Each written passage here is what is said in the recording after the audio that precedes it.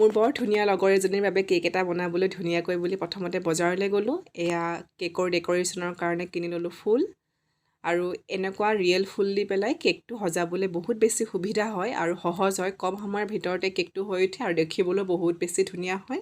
আৰু ইচ্ছা কৰিলে আমি প্লাষ্টিক ফ্লাৱাৰ ব্যৱহাৰ কৰিব পাৰোঁ। আৰু মই নজেল দি পেলাই যিটো কেক ফ্লাৱাৰ বনাই অকণমান লেণ্ডি পাওঁ, সেইকাৰণে এনেকৈয়ে শ্বৰ্ট যিটো হয় টাইমৰ ভিতৰতে প্ৰিফাৰ কৰোঁ। এডাল ল'লোঁ ৰিবনটো মই কেকৰ তলত দিম আৰু ইয়াক মই ব্লু কালাৰ দি পেলাই কেকটো ক্ৰীমখিনি হুইপ কৰি লৈছোঁ, হুইপ ক্ৰীমখিনি ধুনীয়াকৈ। আৰু এই যিটো প্ৰচেছ হয় কেক বেছ বনোৱা বা ক্ৰীমটো হুইপ কৰা, মোৰ আগৰ চেনেলত ভিডিঅ' আছে, সেইখিনি মই আপোনালোকক দি দিম। এইখিনি হৈছে কেণ্ডেল, এডাল কেণ্ডেল মই ইউজ কৰিম। তাৰপৰা তাইলৈ বুলি বাৰ্থডে কাৰণে এটা উইচ মই নিজৰ হাতেৰে ধুনীয়াকৈ লিখিলোঁ অসমীয়াতে। এইখিনি ফুলখিনি যিখিনি কিনি আনিছিলোঁ।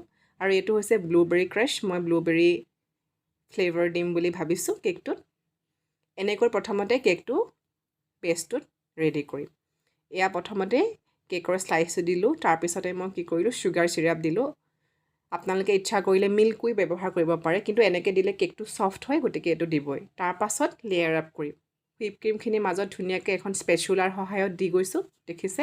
তাৰপিছত মই যিটো আপোনালোকে ফ্লেভাৰ দিব বিচাৰে, এইটো ব্লুবেৰী ক্ৰাছ বা এনেকুৱা কিছুমান বটল আপোনালোকে কিনিবলৈ পাব। ব্লুবেৰী বা ষ্ট্ৰবেৰী যিকোনো ধৰণৰ ফ্লেভাৰ দিব পাৰে।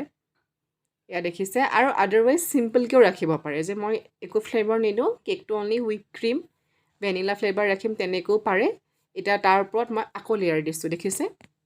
আৰু মই জানো যে এই যিটো চিম্পল কেক হয়, কেক বেছটো সকলোৱে প্ৰায়ভাগেই 90% মানুহে বনাব জানেই। প্ৰব্লেমটো হয় যে কেকটো সজাওঁ কেনেকৈ। আৰু মই কোনো ধৰণৰ ক্লাছ নোলোৱাকৈ বা ক'তো নিশিকাকৈ বনাব চেষ্টা কৰিছোঁ, গতিকে বহুতখিনি ভুল হ'ব পাৰে। তথাপিও কাৰোবাক উপহাৰ দিবলৈ বা নিজৰ ঘৰতে চেলিব্ৰেট কৰিব পৰাকৈ এটা কেক হৈ উঠে। আৰু যেনেকৈ মই বনাওঁ সেই প্ৰচেছটোহে আপোনালোকৰ আগত দেখুৱাইছোঁ। গোটেই কেকটো এনেকৈ ক্ৰীমেদি মই কাভাৰ কৰিলোঁ। আপোনালোকে এখন স্পেচুলাৰ সহায়ত ধুনীয়াকৈ ক্ৰীমেদি কাভাৰ কৰি দিব। আৰু এইডাল যে দেখিছে এজিছটো বনাইছে, এইডাল কিনিবলৈ পায় মাৰ্কেটত, অনলাইন পাই যাব, এমেজনত হওক বা বেলেগ ক'ৰবাত হওক। আৰু তেনেকৈ আপোনালোকে কেকটো বনাব পাৰে, নহ'লে কাগজো ঘাট ঘাটকৈ কাটি লৈ আপোনালোকে এইটো কৰিব পাৰে। ডাঠ কাগজ এখন ল'লে, কেঁচি দি কাটি ল'লে আৰু ধুনীয়াকৈ এনেকৈ ওপৰেদি ঘঁহাই দিলে এনেকুৱা এজেছ আহি যাব। তাৰপিছত দেখিছে মই যে সেই চিলভাৰ ৰিবনডাল কিনিছিলোঁ, ধুনীয়াকৈ তলফালে দি দিলোঁ, যাতে ফিনিচিং এটা কেকটোত আহে। আৰু এইবিলাক হৈছে মই বেলেগৰ কেক দেখি দেখি শিকা কিছুমান আইডিয়া। আৰু এনেকৈ দেখিছে চিলভাৰ এটা ৰিবন লগালোঁ। এতিয়া মই কি কৰিছোঁ, এইখিনি হৈছে এডিবল গ্লিটাৰ হয়, যিখিনি খাব পাৰি। অকণমান কৰ্নাৰটোত ধুনীয়াকৈ গ্লিটাৰ দি দিলোঁ। এইটো পিংক গ্লিটাৰ হোৱা হ'লে বেছি ভাল লাগিল হয়। এতিয়া মই অতি সহজ পদ্ধতিত ধুনীয়াকৈ ফুলবিলাক লগাই যাম। এয়া দেখিছে কিমান সহজ। ধুনীয়াকৈ ফুলখিনি মই ধুই লৈছিলোঁ, তাৰপিছতে এনেকৈ ধুনীয়াকৈ নিজৰ ইচ্ছামতে এটা আপোনালোকে মনৰ মাজতে ভাবি ল'ব যে মই ফুলখিনি এনেকুৱা এনেকুৱা জেগাত প্লেচ কৰিম। আৰু মই তেনেকৈ ভাবি পেলাই মই ভাবিছোঁ যে এটা কাৰ্ভ টাইপত ফুলখিনি আনিম, ভাবি পেলাই তেনেকৈ মই প্লেচ কৰি কৰি ধুনীয়াকৈ গৈ আছোঁ।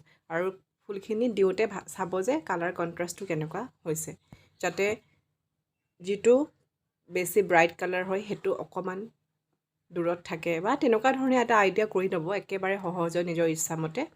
আৰু মই কি কৰিলোঁ, ফুল অলপ সৰহকৈ কিনি আনিলোঁ, সেইটো কাৰণে নষ্ট কৰিবলৈ বেয়া পাই ফুল আটাইবোৰে প্ৰায় দি দিছোঁ।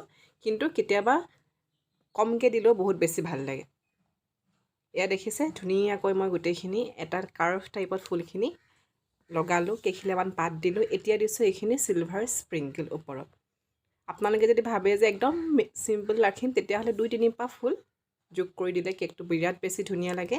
আৰু মই যিটো কোট ষ্টাইলৰ অসমীয়াত লিখিছিলোঁ উইচ, সেইটো মই লগালোঁ। এডাল মই কেণ্ডেল লগাই দিম।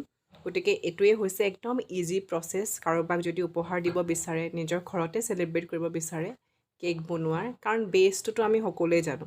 গতিকে ক্ৰীমখিনি হুইপ কৰি লৈ পেলাই নিজৰ ফেভৰেট কালাৰ এড কৰিলে, আদাৰৱাইজ হোৱাইটে ৰাখিলে ধুনীয়াকৈ। কেতিয়াবা ঘৰতো আমাৰ ফুল কেইপাহমান ফুলি থাকে, তাৰে দুপাহমান আনি লগাই দিলে দেখিবলৈও ভাল লাগিল। গতিকে এইটোৱে হৈছে প্ৰচেছ, মই যেনেকৈ নিজৰ আইডিয়াত কেকটো বনাওঁ। কিবা যদি ভুল হয় আপোনালোকে ক্ষমা কৰিব, কাৰণ মই কোনো প্ৰফেশ্যনেল ক'ৰ্ছ কৰা নাই।